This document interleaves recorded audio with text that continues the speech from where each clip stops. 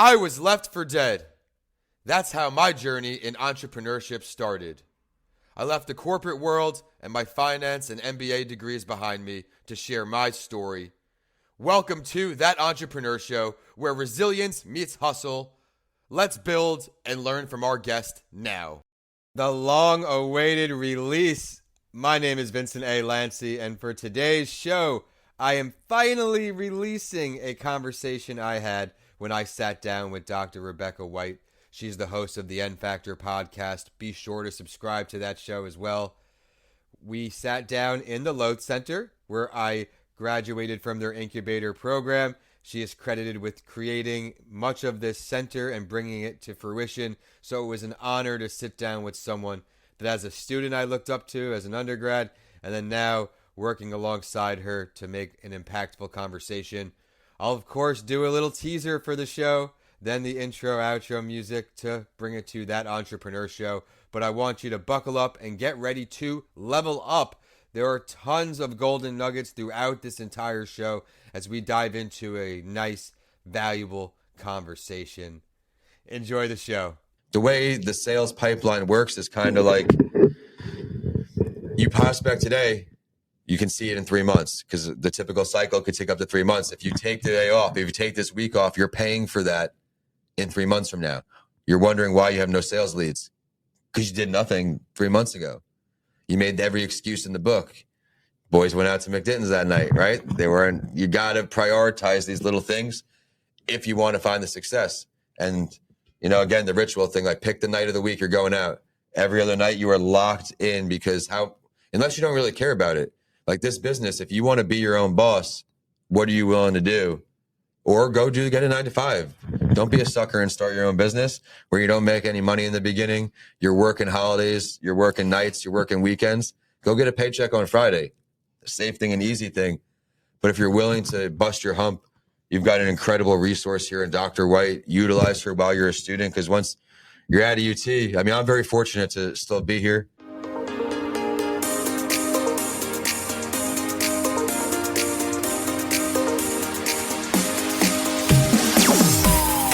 Welcome to the N Factor, conversations with entrepreneurs who started, stumbled, and succeeded.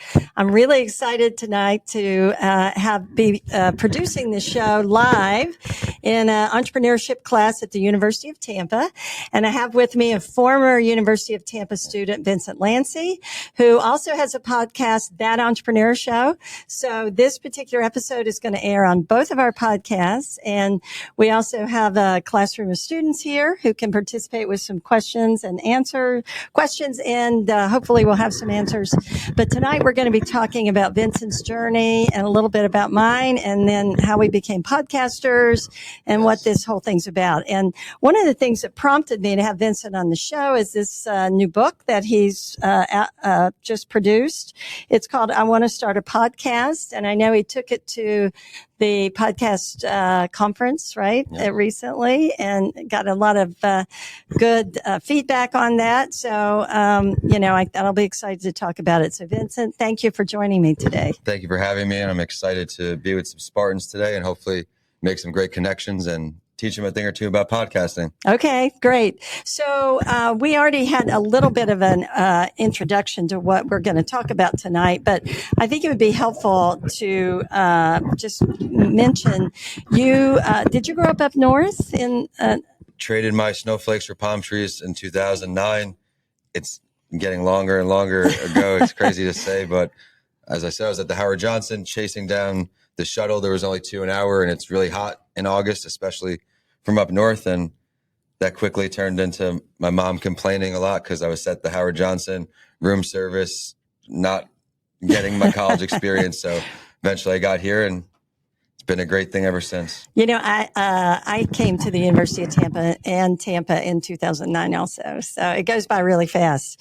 So you have a degree in finance. You also have a master's degree from here at the University of Tampa.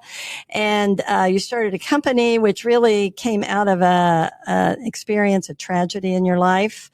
You were hit by a drunk driver, right? And left for dead on the side of the road. Yeah. And when that happened to you after that, like what happened in your life and how did that get you into the world of being an entrepreneur?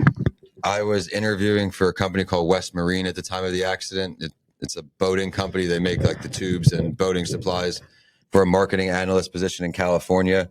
I was studying for finance, so taking more of those interviews. And then this just happened, right? You wake up confused. The nurse asked me, "Hey, Vincent, which school do you go to?" And my response was Pulaski Road Elementary School. My brain was as far back as a 5-year-old, but I was only 2 classes shy from getting my finance degree. So going through that uphill battle where you can't remember what you had for lunch. Again, you can't spell your name, know your name, count to 10. It changes the way you think about certain things and what you want most out of life. And eventually that story led me into entrepreneurship, and day by day, it's slowly growing. And now, like you said, this book has come out. I think this is going to be my most impactful book because it's a handbook and it teaches you how to do things like a coursework, like a school thing. So I'm optimistic. That's exciting. But it's really interesting because actually a lot of entrepreneurship comes out of very challenging situations. So, that's a really tough one. Did you have to relearn a lot of things? Like, did you have amnesia or was it simply, did you have brain injury that required extensive time periods to relearn a lot of that? So I had a traumatic brain injury, a severe one, which is your brain's shaken up quite a bit. It took me 6 years to get my memory back, where I came back to school with what I describe as half a brain. I was a guy who could read over the study sheet an hour before the exam and get a B, feel good. Now I was someone that had to read, write, type, listen like audio over and over again using different learning modalities just to retain maybe a tenth of the information. So then you start doing 7 days a week because in grad school, 3 C's you're out. It doesn't matter what you did, as you know, so you have to figure it out. Accounting 610 had just given me my second C. So I was really not worried, but pressure's on. You got to figure it out. There's no special treatment and is what it is. From there, MBA taught me what I want in life. It was like, okay, I don't want to be behind a desk making a ton of money and being in my cubicle. My last corporate job, I had this like aha moment, right? This epiphany moment. This guy who was really successful there in his 50s, he said, "Vin, I've got this stocks, this money, this car, but my only memories in the last 40 years is this cubicle." He's been in the same cubicle for 40 years, and that just hit me. Like, okay, it's okay to be broke for a little bit. I'll figure it out. I taught English online to kids in Japan, ESL, 4 to 10 a.m. I would be a helper at a restaurant. 28-year-old MBA grad working as a busboy. As an expo, you throw your ego out the window. You really find humility, believing in your process, and eventually small wins start to come, right? One small win. And then before you know it, you're not struggling in the same way anymore. Yeah. I know you know about my book, See to Repeat, and I'm listening to you talk, and you actually had to apply a lot of the principles, mindset principles, really, to just recovering that you probably were able to transfer into being an entrepreneur. The whole perseverance thing. And it goes hand in hand, yeah. Yeah. So I guess my question, although I'm kind of answering it maybe, but I'm wondering, were you able to look back on this, and as painful and as hard as it was, were you able to find value in going through that experience in terms of what you were able to do with how that transformed you? I was always a volunteer in different organizations. It was something I'm passionate about, but never purpose-driven work like this. The idea wasn't paycheck. It was go get a finance degree, go get an MBA, and then go earn a bunch of money. And then suddenly your whole world's upside down. You're not really worried about the same things you were worried, or prioritizing them in a different way. It was family is important for me, and making my own schedule. Entrepreneurship, it sucks 95% of the time. But what do you do in return for that? I can take a week off to go visit my mom. I don't have to check in with someone. Or I can work from anywhere because now my team's fully remote. How do you want to build your business? It has to do with how you want to live your future. For me, it's always been, okay, my family's not here. How am I going to go see them enough and not get fired or have enough to do that? But working remote is something crazy since COVID. Everybody's knows what to do. Yeah. They're familiar with Zoom and Riverside and all of these things. So it makes life a little bit easier. Yeah. So you mentioned purpose driven. Do you feel like that's been an important part of your journey, your entrepreneurial journey? And how do you define your purpose as you think about what you're doing? It's cliche at this point, but your why, if you didn't read Simon Sinek's Start With Why, it's a book you should put in your queue. And from there, you have to think like, what is the most important thing? What is really going to be driving you? Is me getting a weekly paycheck of $5,000 the most important thing from a bank? Or what keeps me going? I mean, 2015 was my MBA speech. I'm coming on 10 years now since that. For the first 7.5, I was broke more months of the year than I wasn't broke. And that's 7. So now getting towards 10 years, we finally pivoted here. We're like, okay, I was a school speaker. I've got mental health books for every age group. That's what I started to do. Schools have no budgets. Schools are understaffed. I can't make that a full-time gig. So I started ghostwriting for people after I wrote the books. I'm doing one with the Boston Red Sox right now. It's coming out on opening day. I'm a Yankee fan, so it kills me in that way. But then still, you can't scale that. How long does it take you to write a book? Right? Some of my contracts are 12 months. So that little bit you get of money is spread over 12 months. So podcast production, I could scale it. I'm able to help a lot of people find their voice who don't have time. We're fully done for you. So you just record and we do the rest. Yeah. That's one of the topics we want to talk about today. So we're here in the classroom. This is a group of students who are graduate students in entrepreneurship. They are thinking about building their own careers, and podcasting is sort of becoming more and more important for virtually every kind of business. So what are you seeing? You've pivoted from your original mission of mental health, which is still something I'm sure you're passionate about and you work on, but you've pivoted to really focus in on helping people with podcasts. So if I understand you correctly, you not only help train people to start podcasts through your book and through the work that you do, but you actually do a lot of the work for them. Is that right? And what kind of clients do you have in that business? Fully done for you. And now this book is our onboarding tool. So if you sign up to be a client, I order you a copy of my book, which is a big credibility thing where you're onboarding through this book, where it's a handbook. You start from idea generation all the way through marketing and scaling your show. Then from there, because a lot of people that were hired by psychologists are most served client right now. It's still too early to say it's the niche for sure, but half of our clients are psychologists and about 30% are other podcasters who are at other companies, and we actually turn them over to us. But they're all people who have no time to do anything besides record.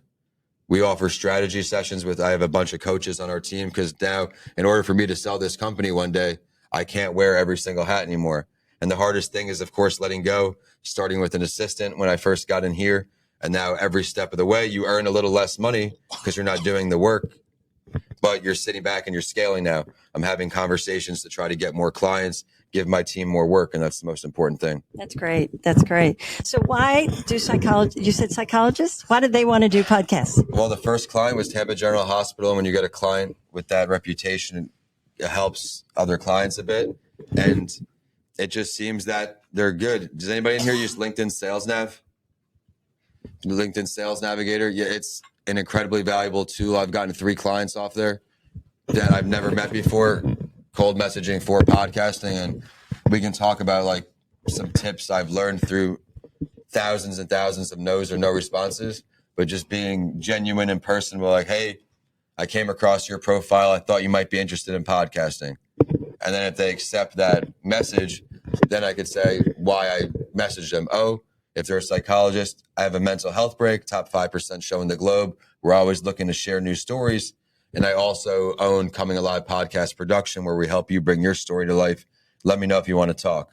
So it's not really salesy, and it lets you know what I want to do. If they want to come on the podcast, okay. I may not make money per se on that. I'll waive my fee, but I'm making a new connection. They're already thinking about podcasting. So maybe down the road, they'll become a client. Nurturing the seed, I guess. Yeah, that's really interesting. And so what do you think about podcasting as a marketing tool? Because a lot of the the students in the class here are thinking about starting their own business someday. And I'm just curious about your thoughts and what kind of value it brings. You talked about finding your voice, and I think that's an important part of marketing, now. It's the best business card you never knew you needed. Having a book and be able to send them an author copy, whether it's a client, they're interested in working with you. Hey, check out my book first. Low barrier of entry, only a few dollars. You want to have someone on your podcast? Hey, come on my podcast. Let's talk. You want to be a sponsor or a vendor or a potential client? Hey, come on my podcast.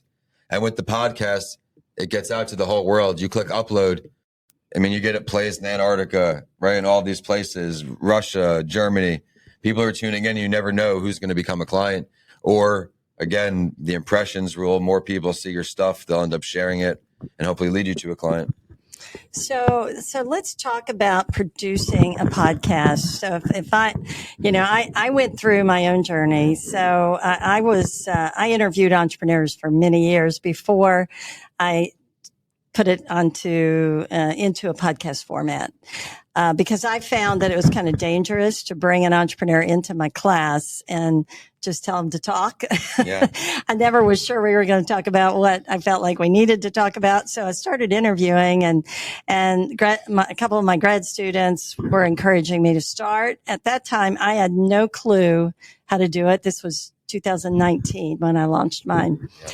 And I know people had podcasts long before that, but it was still a little bit early in the podcast, at least for me, in the podcast space.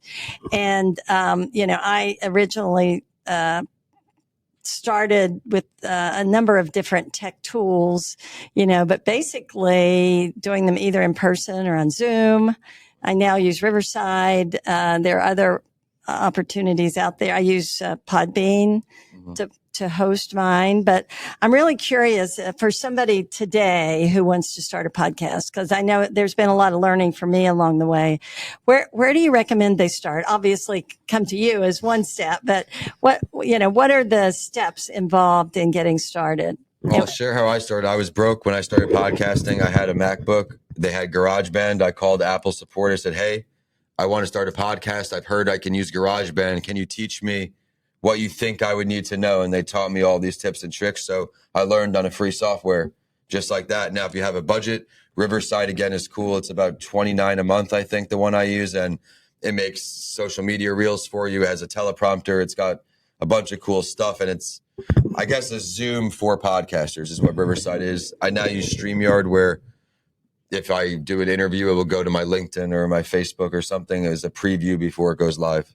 Okay. So really, you kind of have to build your tech stack, right? It takes multiple platforms, usually start to finish. Well, it takes money too. You have to start making money to get all these tools. And now, like we were talking about earlier, the more people you hire, the more your costs are. You're paying people more, the more tools you need, the more one-time subscriptions you have. So weighing what do you want to pay and what don't you want to pay? Because over 12 months, it adds up. So that's something interesting that you bring up, because it's really hard to make a living on a podcast. There are a handful, like the Acquired guys. I mean, they make a ton of money on theirs, and there's a few out there that do really well. They do it a lot of times with ads or sponsors. And it's also really hard to make money on books. So you built up a service on top of all that, right? And so how should they think about it? Let's suppose they've got a product, not a service. How should they think about book writing or podcasting in their whole marketing stack, let's say? Well, the cool thing about both of those is there's no rules to any of them. Not every book needs to be 500 words. Not every book needs to be 20 chapters. Not every podcast needs to be weekly. So every single thing you're doing, you can tailor it to your own unique way, whether you're describing your product, Next episode, who is the product for? Next is, why is it different from its competitors, right? You can change it and alter it to whatever fits you best. And that's what I love about it. It's, if you try to make it someone else's, chances are it's not going to be good. People are a great authenticity sniffer. If they see you not being yourself or doing something unnatural, they're probably going to tune out. So how important do you think it is? I had Kevin Harrington on my podcast, a couple of times, and we had a conversation about entrepreneurs building their online brand. How important is it for somebody to build an online brand? And I understand, in the business you're in or I'm in, it's really important. But what about somebody maybe that, like I said, wants to sell a product? How important is that online brand and their personality and all of it? I think a digital presence is important because everybody's on either their phone now, their computer now, they're on social media. They're there all the time, so you need to be there. I've never been someone who's go hard on social media all the way. I never wanted to go viral and do all of these things, while people in my sphere are much more popularized because they do those viral clips. I don't think a company won't hire me because I don't post every day.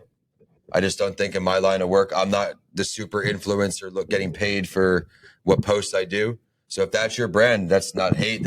You need to hammer that in. But for me, it's more of the quality of posts.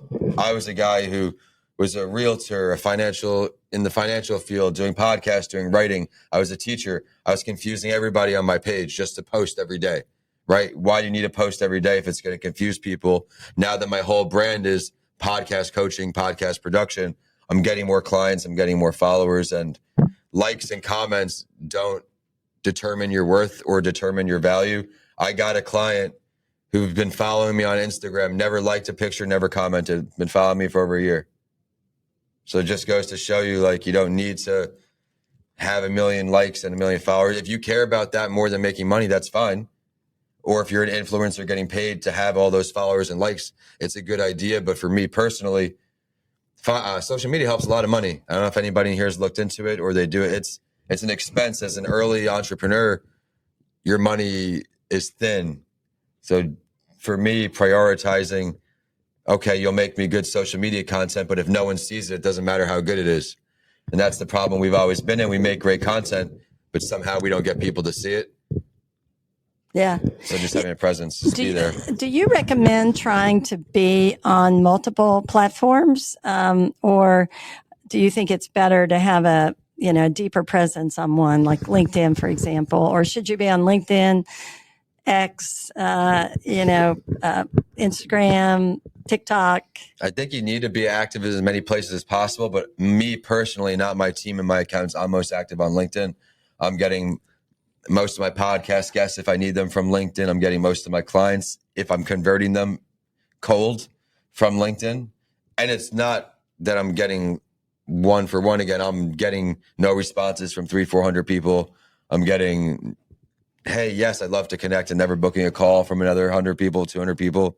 So while it is the numbers game, it is being targeted. So planning I don't know if does anybody here do cold calls? Is anybody picking up the phone? Well, it is really scary. And if you do it, you do turn clients as well. But you have the golden hours and the platinum hours. I read this in a book called Fanatical Prospecting by Mr. Blount. Golden hours is when you're calling when you think they're likely to answer the phone. So for psychology office or dental offices, I'm calling. Their assistant's not going to be on the phone between 6 and 8 a.m. They probably get to the office at 7:30. So I'm trying to call these people before their assistant gets in when they're picking up the phone. Who's staying late at the end of the day to close up? The owner. So I have a better chance of getting the owner on the phone. Once you call them, then you add them on LinkedIn. Then you send them an email so they're seeing your name or your company multiple times. You follow up again in 3 or 4 days, all 3 platforms. Now they're seeing you 6 times. You know the impressions rule? How many times do you drive past? Like my cheat meal would be McDonald's, right? If I'm really stressed, I'm driving past. How many times do I have to drive past before I'm like, all right, whatever, go in there. You see a new store, you drive past it, Eventually you're going to go in. So how quick are you going to put your impressions to where they need to be is entirely up to you, but it takes work. The sales process is hard. And now that I'm outsourcing it with my team, I'm trying more and more, but it's humbling. It's humbling. You fail the whole day pretty much. Yeah. That's a really good point. But the good thing about failure is it gets you a little closer to success. Yeah. I saw something in a quote the other day, and it was like, make mistakes so you can learn how to do things right. So I think with sales, sometimes it's like, get the no's and try to find out why, so you can figure out how to get them to say yes. The no's also taught me how to get the yeses, because I'm seeing what should I said this time. And for me, the biggest thing is you got to ask, like, what is your budget? How can you get that question there in the beginning? Because if you learn what they're willing to pay, it makes your job easy. If they can't afford you, you don't waste your time. Or if they are offering way more than you usually charge people, you play it off and you play it cool and you sign them. And now you try to hammer people that are in that niche because they are willing to pay that price. Try to find more of that exact customer because it could become your ideal customer. So let's talk a little bit about analytics and data. How do you use data, and what are your recommendations in terms of thinking about, I know, some of the students are really interested, I think, in understanding how they can use data better to improve what they're doing. I host through Buzzsprout. I know you're through Podbean. It comes out with locations people listen from, what device they listen on. And the reason locations are important is because you can leverage that to get a sponsor or a partner. You don't need to have 1 million downloads, to get a sponsor. Use your network. Try to find an aligned partner who would benefit from being the naming partner on, say you're a fisher, right? You're a fisherman, you have a fishing podcast. Why not go to Bass Pro Shops? They have a huge budget. Why not go to a local guy if you're a local podcast? You don't need to get $5,000 a month from people. They give you, like, my first sponsor was $250 a quarter, right? Nothing, but it's something, right? When I'm working at a restaurant and I'm doing all these things, $250 is something. Then it's $500 a quarter. Then it gets up to $750 a quarter. And then you get a new sponsor. Like, I got a TEDx coach to barter with me on my sponsorship.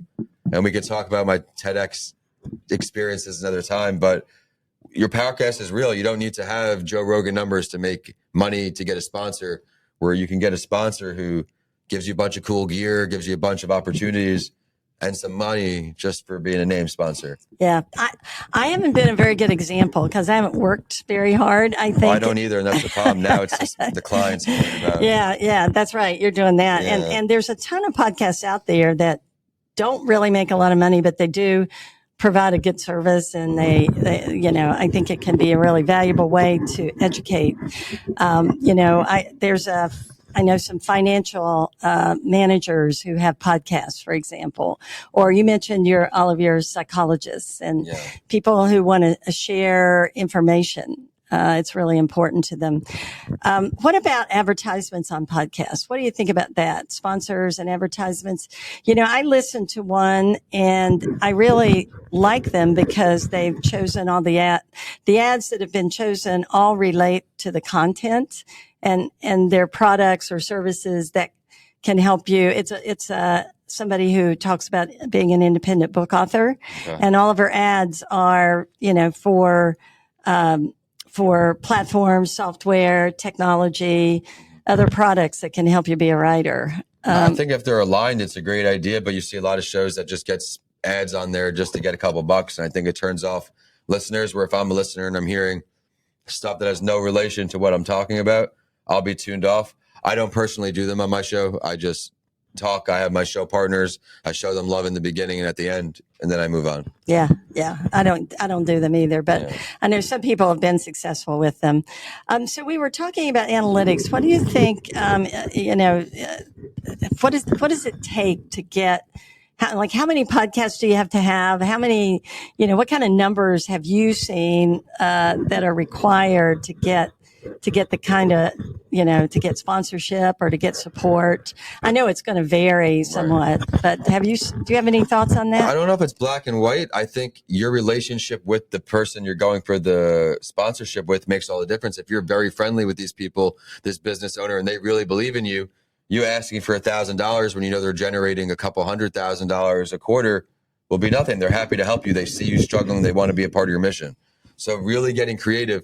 It's not just about networking to who's a perfect guest for you. It's networking with who has the biggest network in your network that will give you a conversation, because that person may have tons of guests for you, tons of sponsor ideas. And then from there, you're off to the races. My quote is, it only takes one connection, one conversation to really turn things around for you. But if you give up, you're not going to put yourself in position to have that one conversation. Yeah. Yeah, that makes sense. Now, you talked about building a team. Do you have employees or do you use independent contractors?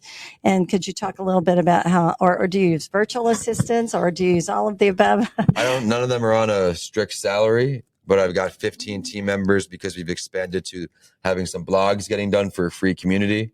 We've got some lead setters, which is a very hard position to fill. LinkedIn posted that for a long time in networks, but I ended up finding two who started in January, where if that way they're doing one of the sales methods I'm not doing. We're half in the US and half in the Philippines. So half of my team, 7 people, is in the Philippines. And you train them on your methodology, or do they come as independent contractors already with their skills and you just give them like an assignment or something? Your system's got to be made. You got to have your systems. That way the next person on the team comes in, they know exactly what to do. And it takes time to really get your systems and your standard operating procedures all done, but you need them. That way you're bringing someone on, you're wasting another month or two training them. No, I have a head of operations. So when new people come on my team, she onboards them. When I have new clients, she onboards them. They know exactly, well, now it's the book, right? I mail them a book. The coaches go through them with them. Someone else edits it. Someone else makes the social media. Everybody has their role and plays their part on the team. Mm-hmm. Mm-hmm. So what are your biggest challenges as you're building your company, and especially with getting the work done, so to speak? Well, it was, how am I going to put food on my own table? And now I've got a few other folks that are relying on me to pay them every month. And if you don't have money coming in, I mean, I'm paying more now in wages than I was even making 2 years ago a month, which is crazy. But I also have to make sure I'm getting a client a month, which is not easy. Right now, we're like a client every month and a half because we're new. But once I know there's a few $1,000s coming in every month, you're going to end up putting it right back into your business. Usually a lot of the times in the beginning, especially, you feel more comfortable. So for me, it's fast forwarding like another 6 months because I know we're going to be sitting pretty. We were just at PodFest and I networked with other production companies, what they're doing, and they've been around for a long time.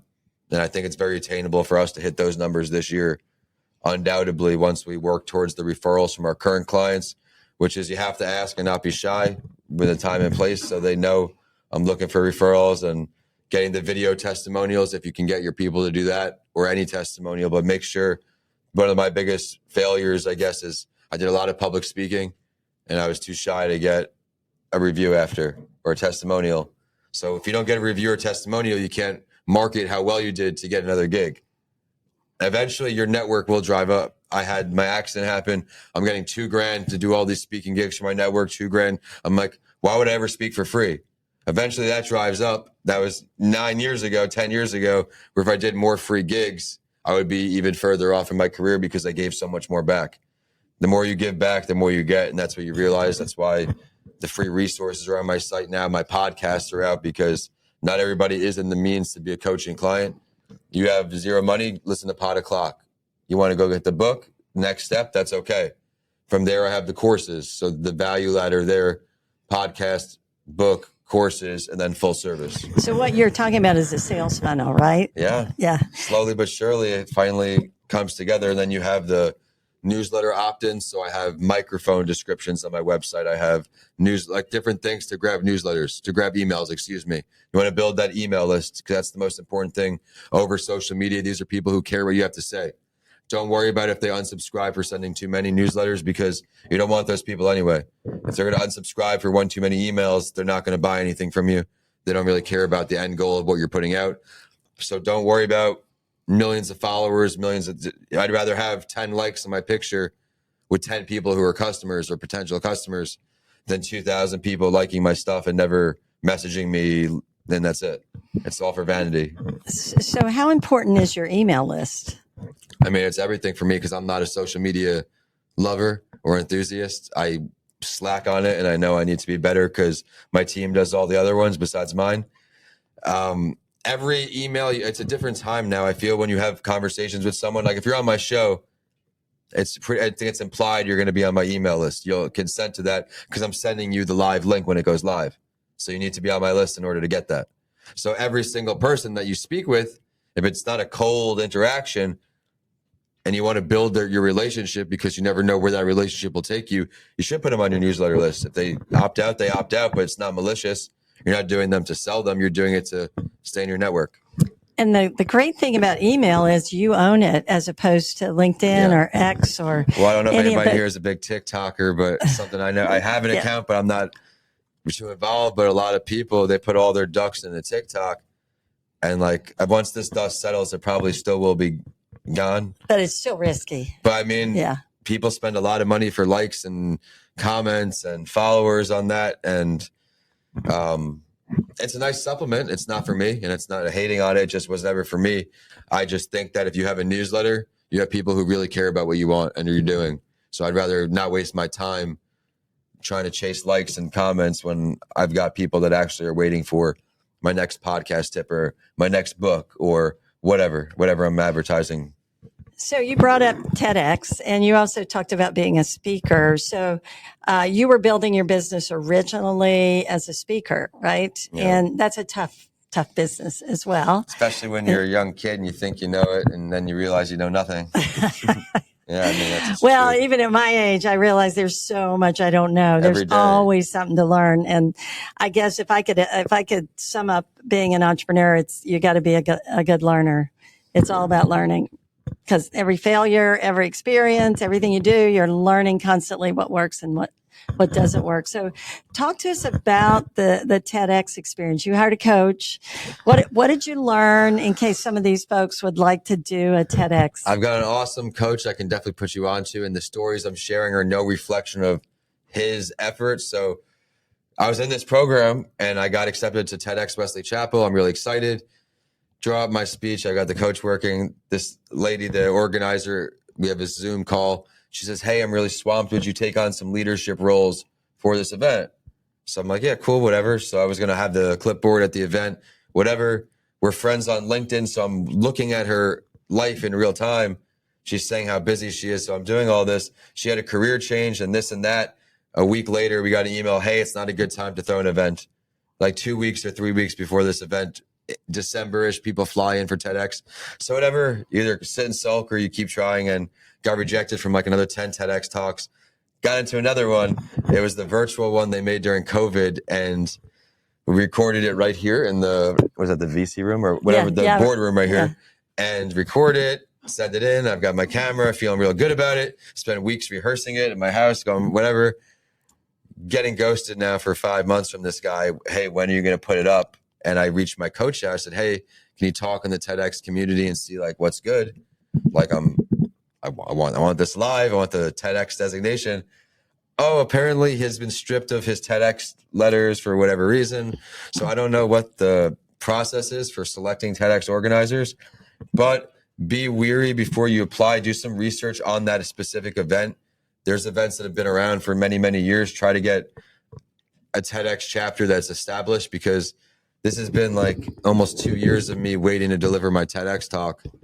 There's one in Tampa. I actually just got denied. I don't know who the organizer is, but I didn't get in.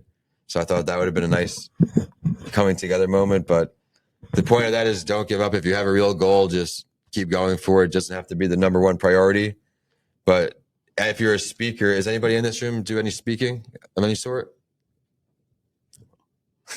So give us 2 or 3 top tips for public speaking. For speaking, we all say filler words. We're human. Some people say like, for sure. A lot of people say the word a few times. I'm finding as an editor, instead of saying that, just pause. Just take a second, formulate your thoughts, and then say what you're saying. Because if you're on a podcast, you're doing some speaking, it's not the end of the world to say or like, but you want to present yourself the best way, especially if you're a business owner. There'll be some real like anal people you'll meet who have such high expectations in meetings where they'll walk you out of the room. Of course, it's just one opportunity. But the second tip would be, don't be hard on yourself. You're only talking about you. You're literally talking about you and all the great work you do and all the awesome things you've accomplished. So anytime you go speak, it could be like my first gig was the MBA commencement. It was a big crowd at Emily Center. So you go on there and, you know, it's a different graduation time. See, everybody's partying. But for me, I'm waking up early to give this speech with all of the board of directors behind there. So if I can do that, if I can speak in front of Lightning Stadium, this is nothing, whatever. So again, I'm not into the hoo-ha. I'm not into like all the things out there, but one trick is telling yourself before your interviews, hey, let's not say like or today. And you do that for a few times, and I promise it's not like hoo-ha stuff. This really works. You train your mind the power of positive thoughts and the power of positive statements, You won't be saying those words much longer, and smile as you're doing it because it feels good to put that in the rearview mirror, knowing that, hey, we're on camera or I'm in front of a class. Of course I'm going to mess up. I'm human, but you want to just mitigate it. Yeah, I think that's a really good point. I've watched a lot of pitches over the years, and people have mannerisms, movements. They say filler words, as you pointed out, and they can be really distracting. How important do you think stories are to a successful speech or presentation? Well, I was walking down the road and I heard the cars behind me. I can hear them from a distance. They weren't right on top of me, but I can hear them creeping on me. And I was walking across the road. I could throw a football to where my house was. And before you knew it, bam, I went in high in the air as a basketball hoop and landed on my face. All my clothes came off from the impact. I was naked on Howard, raw bone out of my leg, laying there, blood all over the street. Wow. You tell me. Wow. Yeah. That really happened. Like, I was on Howard. I went out, couldn't find my keys. I forgot them. So I went to go find my roommates. Couldn't find them. Walked back. You know where the TD Bank is on Howard by like North Howard? There was a DUI checkpoint there during my days all the time. And I got hit. You know where Westland is? Westland Avenue, where the Jersey Mike's is on Kennedy. Those back roads, that's where I lived. So I crossed over Kennedy and I was going to my house right there. So if a cop wasn't there, I may have got hit by another car. It's real late, and then I'm dead. Yeah. Tampa, unfortunately, is a very unsafe city to walk and bike in. I hate to say that. I'm in St. Pete, so they've got like a bunch of trails, like St. Pete trails, where I ride my bike because I've got a rod. I'm titanium rod in my leg. You wouldn't be able to see it, but 2 bolts in the top and 2 bolts in the bottom. So the impact on the pavement is painful, not worth. So I like to ride my bike and just to, because I'm a different type of entrepreneur. I'm the 3 a.m. entrepreneur that clocks out grandpa hours, like off my electronics at 7 o'clock. This is late for me, right? Every day I'm a big time. Does anybody hear time block? Do you know what he's talking about? I'm going to challenge some of you, and I really hope you take this up because this single-handedly changed my life. Time blocking. Go on Amazon or use a piece of paper. I got a whiteboard from Amazon, a pack. Whatever your work day is. For me, it's 3-4-5- all the way through 6-. And before bed each night, look at my calendar. I plan out what I have. Then you see all the wasted time you have in your day. You're doing a time audit. You're filling in all these micro tasks that have been stalling. Your work doesn't contract, your work contracts to the time. If you say, hey, I'll get it done today, what are the chances you actually get it done, or at least get it done fully today? No, I'm going to get it done from 8 to 8:30. You got to be accountable for yourself. You got to hold yourself to a high regard, right? This is your time. You want to be a business owner. Most of us fail.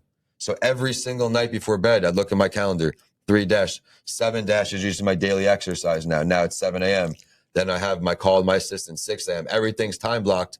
Next day, you wake up, no stress. I don't check my emails in the morning. I don't go on social media. It's a rabbit hole. It's a trap. And if you want to throw away some of your best hours, hop on Instagram and start scrolling. Start clicking around. And then before you know it, you wasted a whole hour. For me, I'm productive in the morning. I always have been. First one to fall asleep at sleepovers as a kid, right? Always asleep at night early, but I leverage the mornings because that's where I'm best at. Not usually, I took a good nap today. I'm not going to lie. So I'm able to be here tonight, but oh my gosh, I get so much done when there's no emails coming in. There's no appointments from 3 a.m. to 8 a.m. You have no distractions. It's just you. How much work can you get done with not one distraction? So I hope someone does some time blocks, and let her know if you do. And I'll send you some books. I'll give you a free coaching session if you want to do podcasting or writing, but time blocking is absolutely free. And if you really want to take yourself, I'm not super famous, successful. I'm still nothing, but to get from being an MBA grad in a restaurant 2 nights a week to now asking questions to every person you can. I host a podcast, so I'm learning something every single day, as many sessions as I get. My time block, how hard am I on my time? How often do you say no to things? I get about my social life a long time ago for this dream, but one of my 2025 like personal goals is to get out every month. I mean, I was so content with being on my computer every day, being in my house. That's it, working. Now, there is more to life, but I had to put in that work since 2015, 4 years of, because you can say half-assing, right? Not fully committed. Then the first book comes out, opens some doors. You got some credibility. You're getting conversations. Now you have a podcast. You're inviting some big players on. I've had her on my podcast, right? World Series winners, Pusha Preem, the musician. All these people are coming on my show. I'm gaining some credibility. Now they're referring people to you, right? Other people, your network's growing. Where to me, I'm still in my little bubble. I don't go out much, but to other people, when they start saying really nice things, that's what keeps you going. So those small wins I started with, do it for yourself. If you seek external validation, you'll be gone in this business, because most of your friends aren't going to support you, not because they don't care about you. They're not your target customer. They're not your target business. No one will get entrepreneurship unless you're an entrepreneur. Oh, why are you waking up early? Why are you working those hours? Because I'm all on my own. I'm wearing all the hats. I'm doing the social, the website, the emails, the actual podcast editing, the graphic. I mean, I'm stressed. Yeah. Right? So then, no, you got to build a team and let go. It's really scary to let go because you think you could do it better than anyone else. And it's true. It's your business. But until you let go, you can't really scale. Everything I did my whole day before I got here, I don't even do one of those things anymore, one of those tasks. I'm talking my entire day, from editing podcasts, the emails, the social media. That's not a part of my day anymore. And I hope that inspires you to get that assistant, get that VA. I'm a resource for you if you need a resource. It changed my life. You brought up several things that I want to highlight. One is you have to choose yourself. So if you're going to sit and wait to be picked for the team, it's not going to happen, right? So you got to choose yourself. That was the last chapter in the book that I wrote, and that the inspiration for that came from Jeff Sabilico. And Jeff was a performer in Vegas, and he wanted to have he wanted to be a performer, but most performers are found or selected or chosen by somebody else. But he decided to make it happen for himself. Well, I mean, I hated the opportunities. I didn't just hate often, but the opportunities in front of me, I wasn't getting my value. I was in corporate. I was being underutilized. You write a book, you start a podcast. That's your opportunity you're making on your own. That's you creating something out of nothing, you creating a platform for you. And I had the itty bitty committee in my head. Who would listen to this? Who's going to read this book? But eventually now that entrepreneur show's at like episode 430, mental health breaks coming near 275. Got a few other smaller series as well. So when you do something damn near 1,000 times, it becomes a little easier. But the benefit of that is you're able to help other people do it too. Yeah. Yeah. So I love that. I love the choose yourself. The other thing that you talked about is sort of knowing yourself, because you figured out when you're most productive, right? And understanding whether you're a morning person or a night owl, and there's something to that. There's something to that, understanding the time of day when you perform best. And it meant that you had to kind of give up some other things in your life, right? In order to focus on that. How important is going to McDitton's or getting your business done? How important is eventually how many happy hours right? You don't need to do it every week. Rituals, right? Once a month, you'll reward yourself with doing something. Once a month, even on my pod, you'll hear people older entrepreneurs. I'm like, how do you still do every Friday night I have a cigar. That's my getting through the week. They have something to look forward to, something okay, I love doing this, but what's more important? I mean, I see some people laughing, but it's true. Hey, every hangover you have, that's a day wasted on your business. And that's how I've always looked at it. And once you actually start to get some traction, you're okay, I may have something here if I don't fold, but it's up to you to do the work. You're going to do all this networking. People are going to give you your time. And then you're going to ask hey, do you have any advice? What can I do? Then they're going to follow up with you to see if you actually did it. And then if you didn't do it, they're not going to give you their time anymore. Right. And that's how you start building these connections, where I was I got at my MBA 2015, networking with all these people who they're hey, I charge for my time. They're giving you little tips and pieces, and you learn okay, I'm really I'm still not, I'm short, so I'm always down here, but literally like in business, no, you're here. Like you think, oh, I got the MBA, I'm rocking. Like, no, you just got a couple more doors opened. Entrepreneurship's a video game. You got a new level opened, new level unlocked, right? Write a book. Cool. Next level's unlocked. Podcast, next level unlocked. And then now the company is like the latest level. Opening day-ish, my book with the Red Sox players coming out. So that's still like the book side, but as a credibility thing, I think it's going to be big for this current business because of the affiliation. Yeah, you're actually talking. I love that you brought up coaching and mentoring and how to be coachable and that whole relationship with coaches and mentors. You went through the university or UTampa. I have to get used to that. Not UT anymore. UTampa. You went through the University of Tampa's the Low Center Incubator Program. And I'm just curious about, how you've built your network. And, I love what you're saying there. You have to hold yourself accountable, and people love to give advice if you actually listen and follow up. But can you talk a little bit about sort of how you've built your network and why it was worth your time to be a part of a network like what we offer here? Well, let me ask you a question. You all have businesses here, or you're aspiring businesses? How many of you have an advisory board right now? How many of you use an online calendar? See, these are some things that literally changed my life. So you come in here, they make you, but if you don't do it, they're not going to do it. Like this, the part of the objective is you form an advisory board. They give you one person in the community, a CEO who's willing to be with you, but then you dig into your network. Every month since this program, so now the second year, every month I have a meeting with 5 CEOs in the community who they give you the structure of what it's supposed to be, a 50-minute presentation and what you do.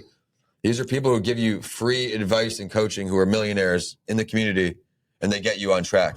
You meet with them every single month. Your online calendar, it may sound like 2 or 3 minutes here, but playing email tag booking with people. Hey, here's my online calendar. Book a podcast recording, book a discovery call, whatever. Book a time that works for you. The program just gets you organized, but again, you put into it, you get out of it. Pros and cons of it. The biggest pro is probably the network. I'm always a UT guy, but it sounds silly. Walk past people. Don't be shy. Like, hey, what's your name? What are you doing here?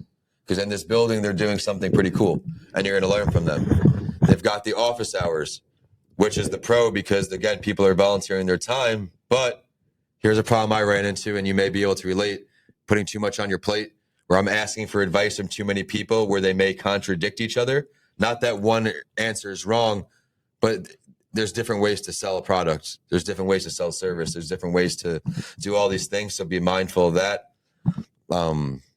So you listen, but you have to discern what's going to fit best for you, right? But what's helped me most is, and I don't know if they're eligible for office hours, but if you see them in there, they are, and you're not, and you're busy, poke your head in and say, hey, I just want to say what's up. And then reintroduce yourself, Vincent, get their name again, and just stay friendly. I've had like 4 or 5 of these people on my podcast. A few of them have been like pending clients and like contracts for months, going back and forth. So everybody in there, they get to know you. Who do you think they're going to throw business to if they hear something? Like, they've also referred business to me just because, hey, thank you for coming in today. They're here for free. And their chances are they're sitting alone the whole day. So you just go in there and make their time worth. Like, hey, they're going to remember you a few times. Then, oh, you know who you should meet? I heard someone wants to do a podcast. Why don't you have a conversation? Okay, they might have just added 10, 20 grand to your bottom line just by being friendly. So that's a huge, huge value add, is those office hours. So I hope I inspire someone to at least pop their head in there, make that connection, because they could change your life. They could serve on your board, your advisory board. They do it for free. Like, you get free support, and they tell you what sucks. No, Vin, that's a terrible idea. Don't do that. Or they'll say, hey, you're onto something.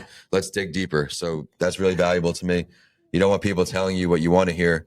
You want people telling you what you need to hear, because you'll never grow. Oh, Vin, that looks beautiful. That looks great. It sucks. Don't lie to me. but yeah. Yeah, and it's really interesting when you're a student or you're affiliated with the university, people are willing to help you. Once you get out there and you're on your own, it's harder, isn't it? Well, I mean, you're literally on your own selling. I mean, think about how you feel when you get a cold call or when you get a cold email. You're trying to do that also. So it's finding that middle ground of like, okay, how do I not want to be approached? How do I not want to receive a phone call? And what don't I want to hear you say? And trying to form your sales pitch to what you would want to hear in your shoes. What would get you to stay on the phone? What would get you to not say stop, unsubscribe, whatever? And you also applied for the Spartan Spark program, right? And I think you got some equipment out of it. So Are they eligible for that? They are. Yeah. So please don't be lazy. It takes an hour to get that whole application done. Got $1,500. This recording device, the Rodecaster, was $1,200. Got that with my fund. These actual microphones at the time, because Tampa Journal is my first client, they needed 3 mics and 3 headsets. I just wanted $1,500. I got the Rodecaster, and my business was started. And then there was another one I won too. There's another fund. Was it one of the competitions? Well, and there was a competition there. I placed in honorable mention. I didn't win, but I got something. And with that, I bought podcast arms, so microphone arms. They go right in there. So when I'm bringing them to a client, it's like, oh, you're for real. You've got it set up. You're not just bringing your phone and the headset. So this is a mobile studio where in Q2 we're really starting to push the mobile studio stuff because I've got some really cool people on campus here that work for me. And I don't like using that term. They're team members, right? They work with me and they're the on-site people. So this just stays with them on campus. They bring it to Tampa General. They bring it to other Tampa clients. And then that's it. Because I'll buy you a headset and a mic if you're a client. I need the audio to sound all right, or we can't do anything with the edit. We're not God, right? If it sounds bad, it sounds bad. So do you put most of your podcasts out on YouTube? Or do you do YouTube just audio? wasn't around when we started doing podcasts. Yeah, I know. YouTube podcast wasn't a thing. You have to manually. I do it automatically. The audios go up, but due to bandwidth reasons, we don't post all the videos. Okay. So for like the way the show works is I'll give you guys a process. If you want to do a podcast, feel free to implement this and let me know. So if there's podcast agents, so I'm sure hey, you want to be on the show? I approve them or not. I have a list of different packages, 3 packages, and then 3 sponsorships that I offer to each guest. Once they make payment, then they get a podcast information sheet, which collects all their information for a show where I know what to say, areas you want to talk about. So I'm not stumped because it's all cold people. I never met these people, so I need it to sound like I know you. Then from there, only once they send back the information sheet, they get the calendar link. I think we touched on this earlier where can't waste time. Yeah. I have a similar setup and actually you have a release that people sign. I don't do the release. Okay. I think now we're at an implied stage with podcasting where like if you come on my show, I'm sharing it. Yeah. Like it. There's a lot of interesting things going on with fair use and a lot of it coming up through AI, I think, and what's the law around using AI, whether or not if you write a book, for example, that's AI assisted, whether or not you own the intellectual property, how much input you have to give in your prompts. I can give a tip for that. I learned on my board here. He's a lawyer.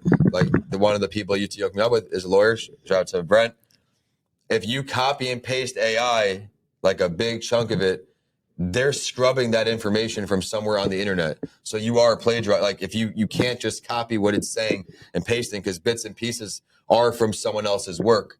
And now you're like you can have re-summarize something and remove things. Of course, that's like any source, but definitely be careful. Like as a writer, I can pick out something in AI. Like if I see a post on LinkedIn, it's pretty obvious. I can say like, okay, you didn't say that's not how people speak. They use synonyms that aren't synonyms. And correct speaking, so be on the way out. It's pretty obvious as a professor too when people write papers that are direct. Yeah, it's pretty. Do you see that a lot? Pretty easy. AI papers. Yeah. But what's interesting is I think people are learning how to use it, and there's a lot of great use cases, especially in marketing. I think it's really very helpful in marketing, but there's still a lot still a lot to be decided. I know in the UK and Great Britain, they have a whole different philosophy about it, much from an intellectual property perspective, but a lot of it's still being figured out here in the U.S., I think, and it'll be interesting to see where all of that goes. I know we've talked about a whole lot of things here. Were we boring? Did you get any value out of it? Was it good?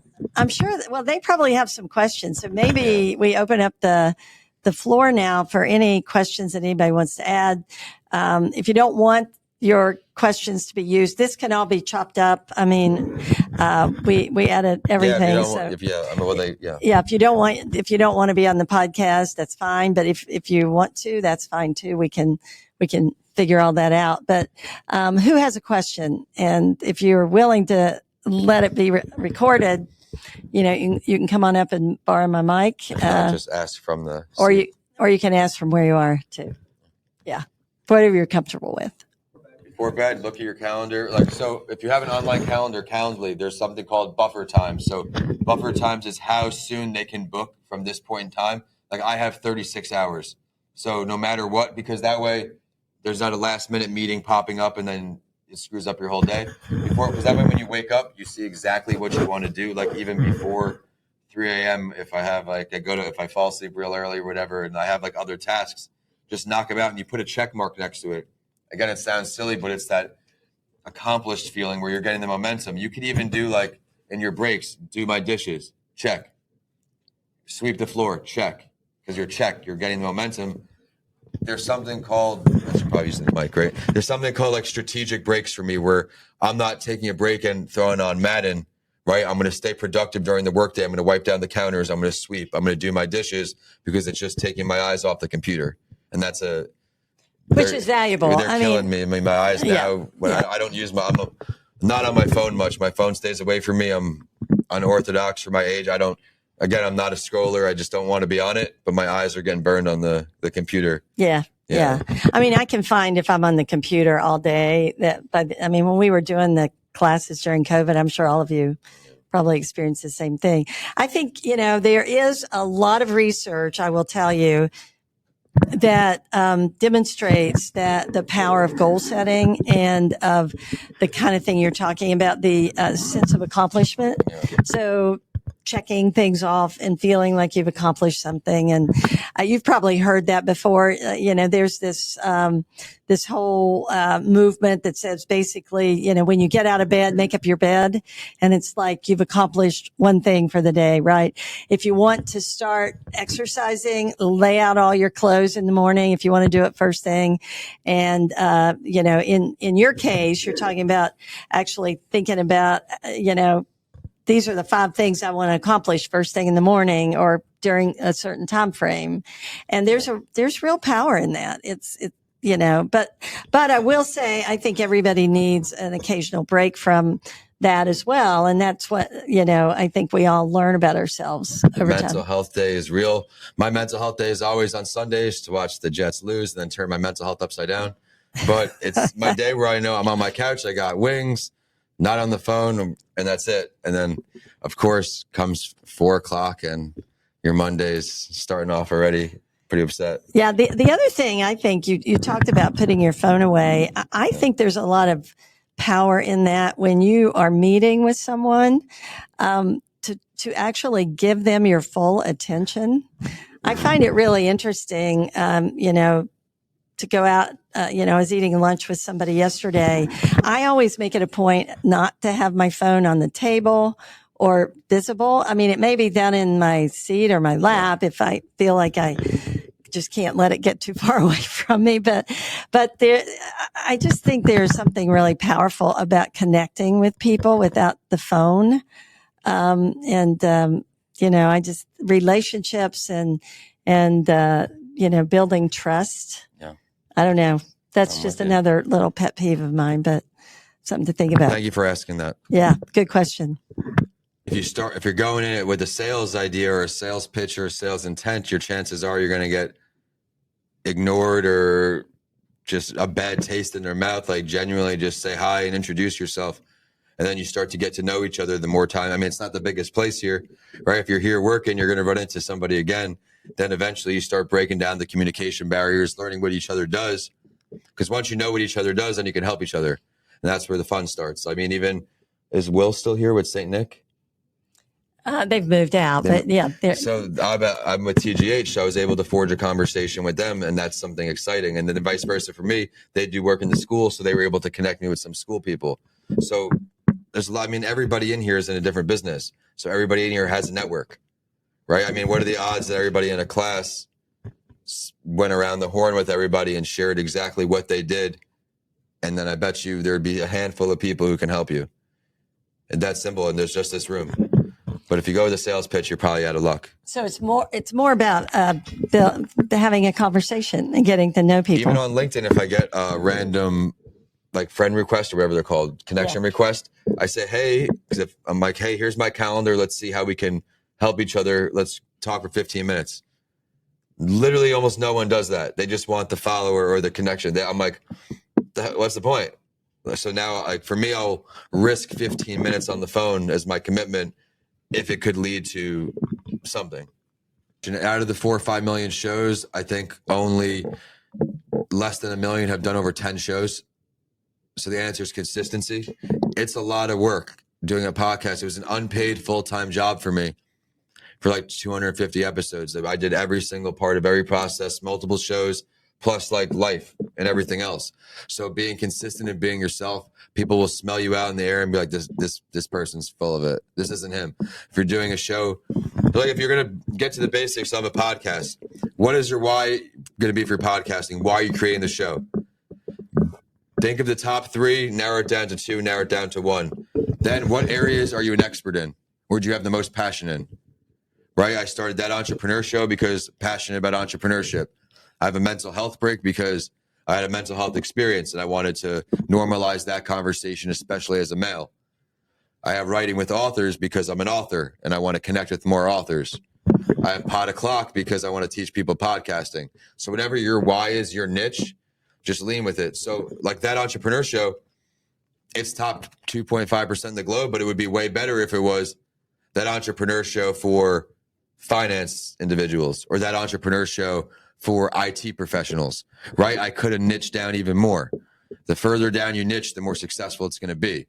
So what would be if you had to start a podcast today, what would it be on? It would stick out. You have to just see what would make your show unique. What would make your show different? What are you going to ask every single guest? What is going to be a free flowing conversation? Building your show up, what your cover art going to go in the podcast directory and see all the covers. Which ones stick out? Do they got their letters nice and big when you're scrolling? Then you can start to craft your show. Great question. Yeah, I think, I was going to say, I like that as well. And I think what's really interesting is, when I started my podcast, I was just really curious about the journeys that a lot of entrepreneurs were on. And it was a way for me to actually do research. So in your case, if you find that you're in a situation and you'd really like to connect with others in the same situation and learn more about it. One of the podcasts that I found, was a podcast by a woman named Joanna Penn. And, she's over in the UK and she has this podcast. She's been doing podcasting since 2009 and she has almost 700.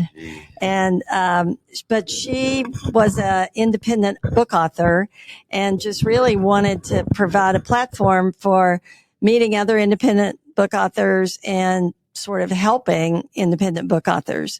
What's interesting about it is that, I found her when I was researching a question. I wanted to find out how to take back the rights to my books because I had written them and then published them through a traditional publisher. And, I won't go into the details, but I had some challenges with that experience.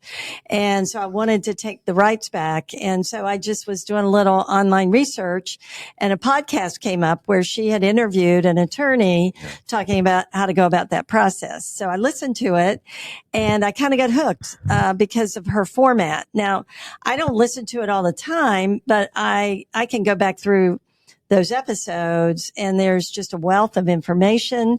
And what I find interesting is when I listen to her, she has guests that she can ask questions about something she's working on. So she might be working on a memoir or a pilgrimage book or a special kind of fiction book. And she'll have somebody on that's been successful in that space. And she's actually asking them questions to help her, to kind of pick their brain. And yet it makes a great show. And she's the one I mentioned that has these sponsors that are all, software platforms, products that can help independent authors write their books and produce it. So to me, it's just so much fun, really. But it's also such a great way to learn. I learn something every time. Every time. I'm with you there. Yeah. So I get kind of excited about it. It is a big time. It takes a lot of time. And, I've had periods where I had to take a break, like the one recently, sort of dealing with getting back on our feet with our house. But we're ready to relaunch. And I'm excited. It's going to be newer and better, I think. Newer and better. It's going to be better anyway. I interviewed someone this weekend, and it was a really excellent podcast. Yeah. So we're getting back. Back. And now we have this. Yeah, this is going to be great. Other questions before we let Vincent go? What time is the class until? We can keep them longer, but I see some of them yawning back there too. Maybe they stayed up all night studying for their exam. I don't know. I understand and relate to the mayhem of having to wear every hat, and it sucks being financially limited like I was, where I had to do all these things, but you have to leverage different countries. For example, my Philippine staff, like a lot of their wage is $5 an hour US. Like that is their rate. You are not breaking laws. Their country's currency rate, that's what the rate is. So something like that, you can afford $100 a month, maybe not $100 a day. So finding someone to just take on a little responsibility. So she just did my emails, incoming podcast requests, and that's it. Now she does my invoices, my PayPal. I mean, you train them with standard operating procedures. You have a linear workflow. Step 1, step 2, step 3, like sign into your email, do this, X, Y, Z. The more you put in up front, it's like having an intern. I failed my first few times with interns. I didn't set them up for success, and you learn your lessons. Now I put that over to the staff. I go, okay, being fully available, fully communicative. Hey, you're going to make mistakes. It's okay. Let's work till we get this right. Don't make them say what you'll say on a script because they have a different style of speaking, right? Hey, I want you to answer emails like this. Just make it your own. And then that way you're not micromanaging. You're not really doing whatever. And then once they get your trust doing simple tasks, you'll start to feel comfortable doing bigger tasks, because that's when you start to get panic attacks. You're like, oh my God, are they going to do it right? Are they going to screw me over? And I got clients paying me now. But now to flip the script, I was a guy who couldn't let go. And now I'm fully let go. So do you find them on Fiverr or Upwork or? Networking. I mean, Upwork I use for like freelance one-offs, like formatting my book, like someone on Upwork formatted that recent book. But as far as building an actual relationship with someone, I want to hear you did it well from someone else. Like I want to hear someone in my network say, hey, I trust this person. They crushed it. So if you want to talk after, if you're looking for some contacts out there, I can help you. Here's the secret that a lot of people don't realize before they hire that first employee is you're hiring somebody to free up your time, but it takes a lot of time when you bring somebody on to get them up to speed so that it can literally free up some time. And a lot of people really struggle with that and make a lot of mistakes in that. I made the mistakes with my first interns. I mean, the best one though, and I'll share this story because I'm not going to share a name. I'm a flexible guy. Like, you need time off, cool. Like, we're not doctors, we're not lawyers. Do what you need to do. Girl says, hey, Vin, my family's in town. You mind if I take the weekend off? Cool. Let me know when you're back.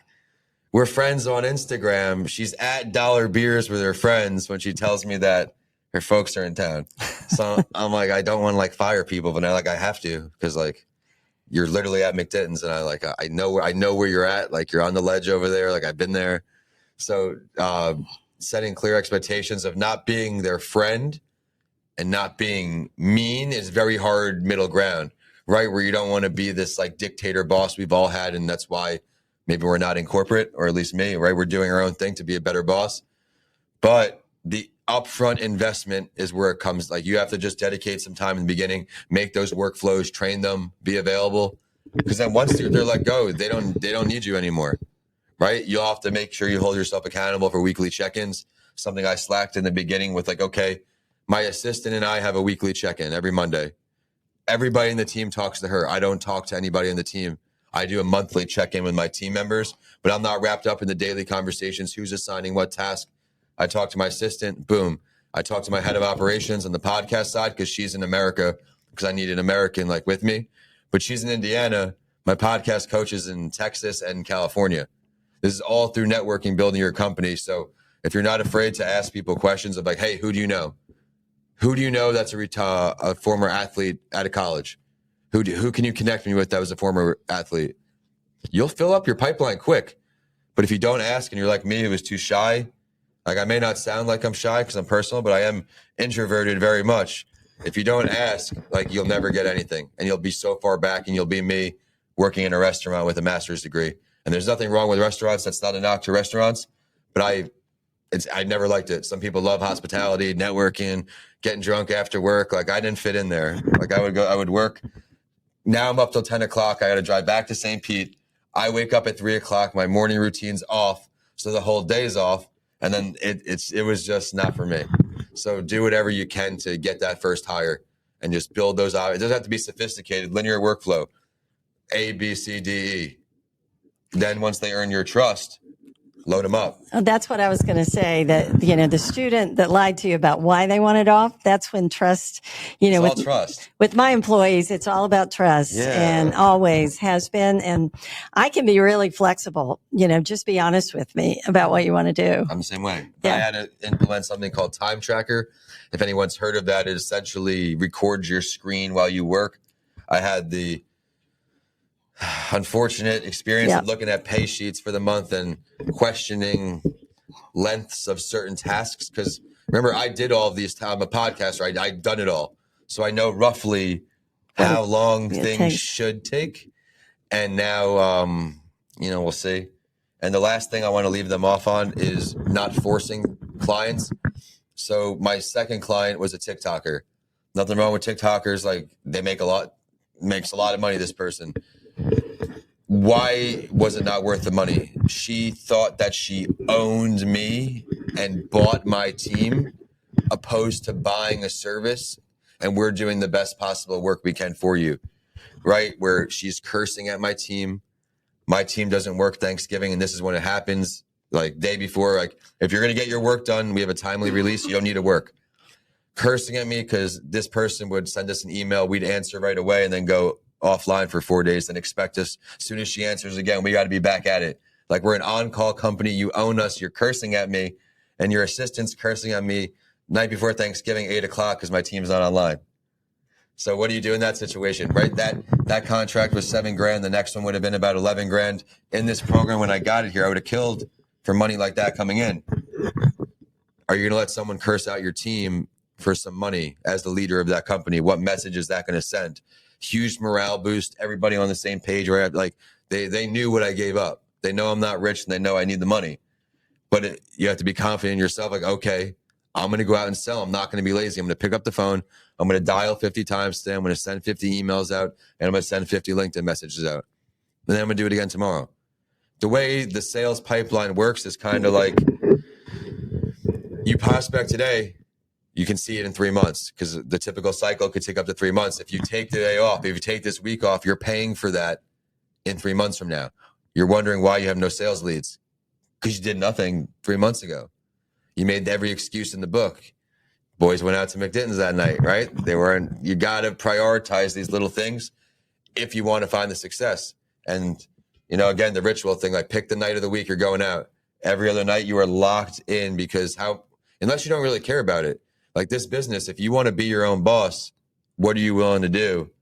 Or get a 9 to 5. Don't be a sucker and start your own business where you don't make any money in the beginning. You're working holidays, you're working nights, you're working weekends. Go get a paycheck on Friday. The safe thing and easy thing.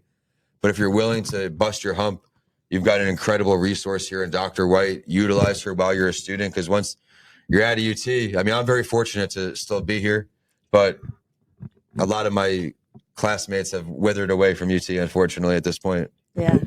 A lot of good things in there too. You brought up this whole idea of firing a client. Sometimes you have to fire a client too. That's hard. That's hard, but good for you for protecting your team, because Well, it wasn't easy. I went back and forth with this one for a minute, because it's a nice chunk of change, right? When people pay up front, like some clients pay monthly, and you got to offer the monthly, but they can get it a little cheaper if they'll give you that one payment.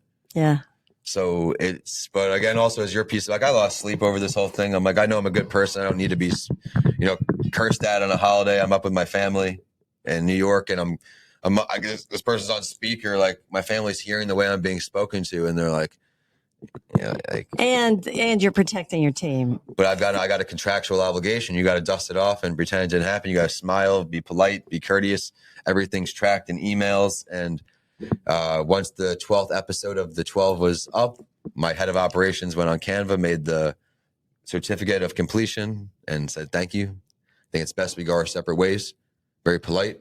But is it worth your stress, worth your time? Our mental health is important. If you don't have mental health, you don't have a business. It's just the way it is. Yeah, that's great. I heard some guy talking about wealth, and he said wealth is relationships, health, and money. So, and business, a lot of business is that as well, and you need your health to be able to do it. You look at it like a quadrant, right? You got your health over here, your family life, your relationship life, and maybe your business. Like, yeah, you're winning here and you're winning here, but are you failing here and you're failing here?